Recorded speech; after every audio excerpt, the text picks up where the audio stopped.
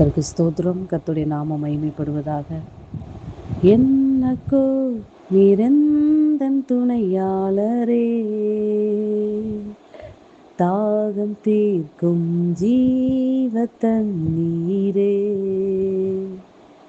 என்னக்கோ நீரெந்தன் துணையாளரே,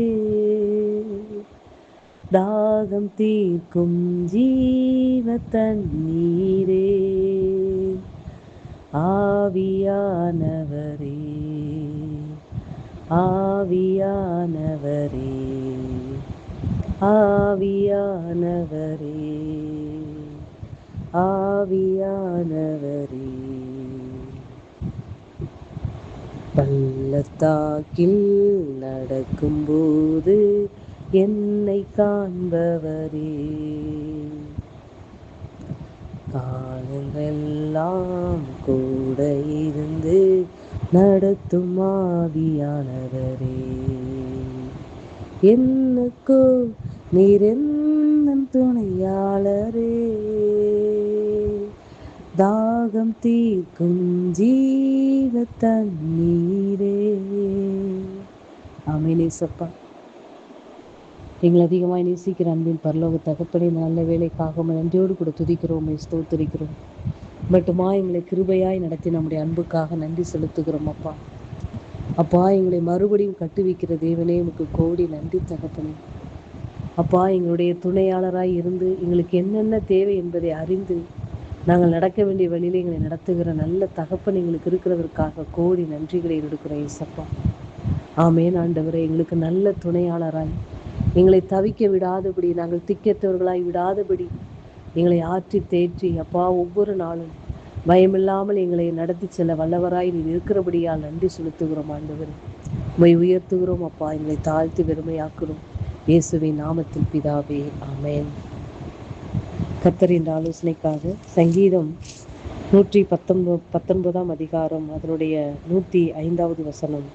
சங்கீதம் 119 அதனுடைய 105வது வசனம். உம்முடைய வசனம் என் கால்களுக்கு தீபமும் என் பாதைகளுக்கு வெளிச்சமுமாய் இருக்கிறது. கர்த்தருடைய நாமம் மகிமைப்படுவதாக. தாவீது இப்படியாய் சொல்லுகிறார், உம்முடைய வசனம் என் கால்களுக்கு தீபமும் என் பாதைக்கு வெளிச்சமுமாய் இருக்கிறது என்று. இருளில் நடக்கிறவர்களுக்கு தான் என்ன வேண்டும் என்றால் வெளிச்சம் தேவை.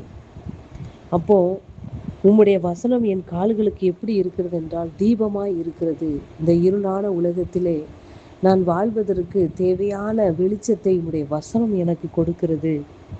என் கால்களுக்கு உம்முடைய வசனம் தீபமாகவும் என் பாதைக்கு வெளிச்சமாய் இருக்கிறது. அப்போ நான் அந்த உலகத்தில், நான் இருளான உலகத்தில் வாழ்ந்து கொண்டு இருந்தாலும் நான் வெளிச்சமான பாதைக்கு நான் செல்ல வேண்டும் என்றால் கர்த்தருடைய வசனம் தான் எனக்கு என்ன செய்கிறது என்றால் வெளிச்சமான பாதைக்கு என்னை அழைத்து செல்லுகிறது. அப்படி என்று தாவீது இப்படியாய் சொல்லுகிறார். அன்பு பிள்ளைகளே, நான் எப்பேற்பட்ட வழியில் நாம் நடந்து கொண்டிருந்தாலும் நம்மளை சரியான பாதையில், அதாவது வெளிச்சத்தின் பாதையில் நம்மளை கொண்டு சேர்க்க வசனம் மாத்திரமே நமக்கு என்ன செய்யும் என்றால் வழி நடத்தும். அன்பு பிள்ளைகளே, அது தீபமாக நம்மளை நின்று வழி நடத்தும். ஒரு தீபம் இல்லாத ஒரு காரிருளில் நடக்கும் பொழுது நாம் செல்லுகிற பாதை எது என்றே நமக்கு தெரியாது.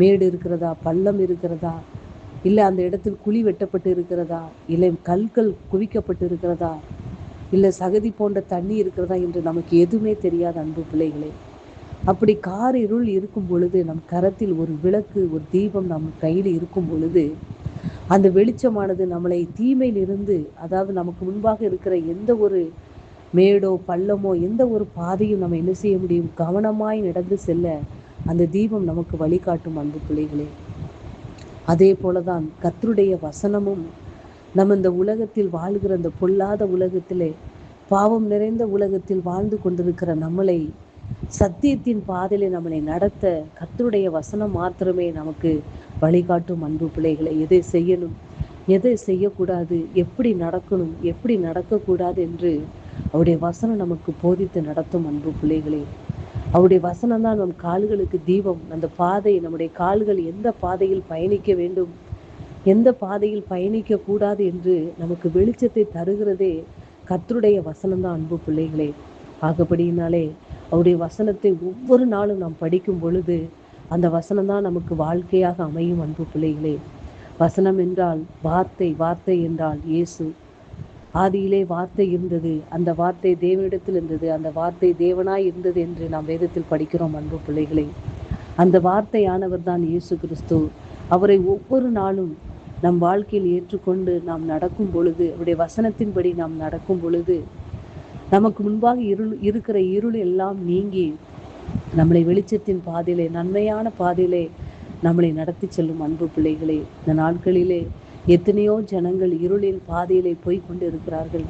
தான் செல்வது எந்த பாதை என்று தெரியாமல் ஓடிக்கொண்டு இருக்கிறார்கள். அன்பு பிள்ளைகளே, ஆனால் கர்த்தர் நமக்கு வெளிச்சத்தை தந்திருக்கிறார், வேதத்தை தந்திருக்கிறார், வார்த்தையை கொடுத்திருக்கிறார். அன்பு பிள்ளைகளே, ஆகப்படியினால் அவருடைய வார்த்தையை பற்றி கொள்வோம்.